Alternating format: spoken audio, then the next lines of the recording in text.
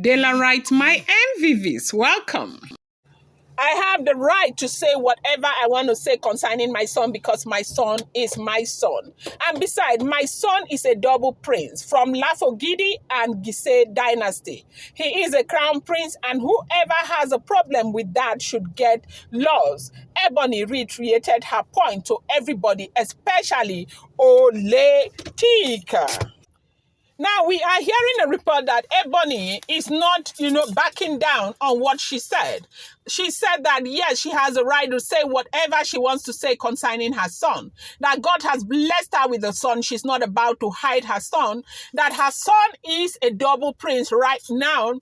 Now, she is trying to, explain the reason why she calls the boy a crown prince, okay?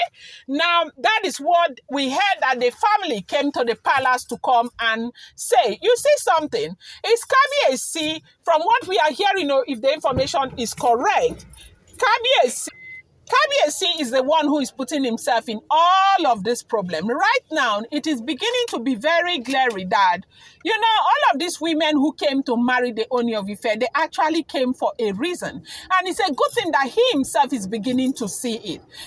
Before they had prophecies upon prophecies, but when prophecy begins to come to manifestation, people's eyes begins to open. Sure, you understand?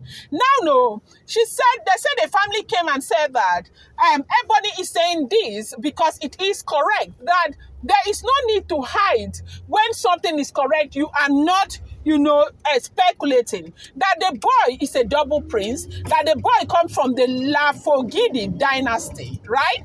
And also comes from the Giece Dynasty. Now, if you know, you know. Ooni of Ife comes from the Giece Dynasty, and Ebony comes from the Lafogidi Dynasty. In the now, Ile-Ife has if I'm not mistaken, 4 or 5 rolling houses. I don't know. It's about, I think 4, okay? Now, I may not be able to name them all. You have the Giece rolling house, you have the Lafogidi rolling house, you have the Ogbo rolling house, and the other one I can't remember, okay? Now, any boy child born into this family who prepares themselves very well in terms of education, they are well grounded traditionally, they are well trained and all of that, that boy child can come up and become, the king of Ife at some point. Now, when in 2015, when Ooni of Ife, when the last Ooni died, okay, now, they wanted to crown a new Ooni. They had 47 princes that came from these 4 rolling houses, right? And then, out of these 47 princes, in fact, it might even surprise you that even Kabiyesi, the Ooni of Ife, the great Ojaja II of today, the older brothers, I think one of them even came, also. But they picked Ooni of Ife. You know why? The advantage that Ooni of Ife had was the fact that Ooni is educated, Ooni is exposed, Ooni is political in nature, and Ooni is also a very serious traditional man, okay? Now, the other ones went to school, but the Ile-Ife, the Yoruba people, the Yoruba has a very rich cultural heritage, okay? They don't play with their tradition. Yoruba people, when they might go to church, you see them in Redeemed. Sure, you see the son of Ogumosho. He was a pastor with the Redeemed Christian Church for 27 years. The son that you're seeing, son of Ogumosho, he was a pastor and he led so many Christian churches. But at the end of the day, when they called him, he came, and he is son of Ogumosho. He's doing all their tradition and all of that. So Yoruba people, they are like the Indians, okay? An Indian man may be the most renowned medical surgeon in the world, but he will never depart from his tradition. Yoruba people are like that, and that is why they are respected across the globe in Africa. You know about the Yoruba people and Edo people, Bini, because of their rich cultural heritage. But so, Now, out of the 47 princes, they picked the Ooni of Ife. And one area where the Ooni of Ife beat all of them is in the area of tradition. He went to school, he's exposed, he was in London for like forever, but he was still doing his with due respect. Right there in London, everywhere, he knows the tradition so well. He didn't depart from his tradition. So they picked him because they thought that, or they knew that he would be able to lead them traditionally. He was the best person, or he is the best person to serve as the custodian of the Yoruba people across the globe. Okay? Now, let me not bore you with the history that I know that you already know.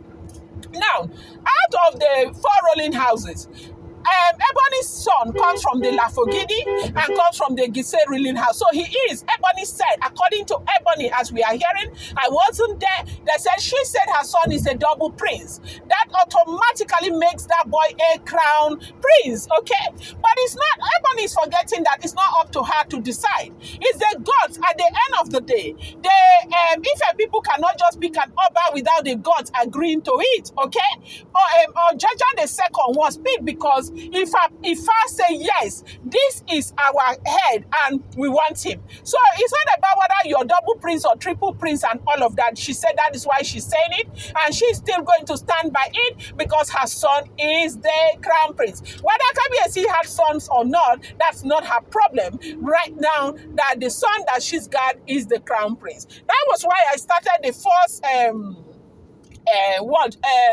story where I made an adage. I said that anybody who gives his secret to a servant, that servant gets to use the secret against him. So this is where the wahala is, so that is making her call her son a double prince, and even with the elders and everybody, she's not taking it back because that is the truth.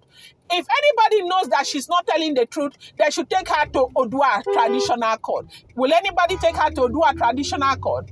Now, Kabiyesi is saying that she has no right to be saying that is bringing so much problems in the palace of the Ooni of Ife. And Kabiyesi is so upset over what Ebony is saying because of how it is making him lose Naomi instrumentally by the day. Naomi is going further and further away from him because Naomi is afraid for the life of Tadenika. Whoa!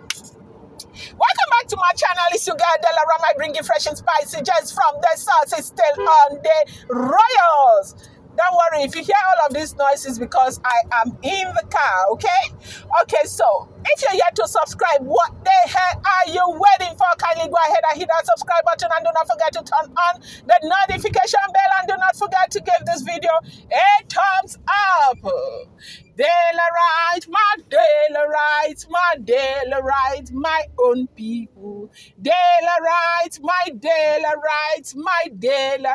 my super people. I love you guys. Thank you. Esheo Adupeo, my people.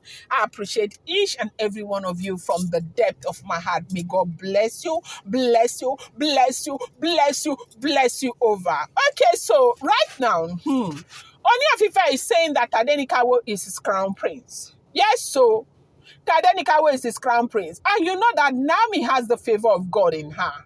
People are always, for some reason, posterity is always in harmony with Olori Naomi.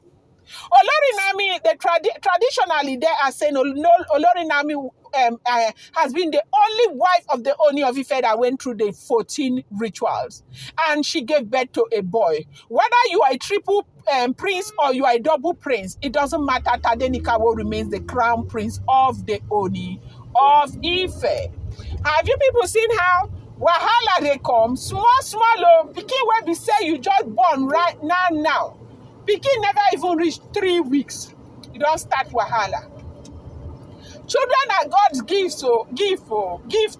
We should be careful. We should be careful, oh. That is all I have got to say. But this is what they said. The family came and said that if they know that Ebony is not right, they should take them to Odua traditional court. I'm going to bring you more updates. Do not forget, these are all alleged, speculated, rumored information making the rounds on social media.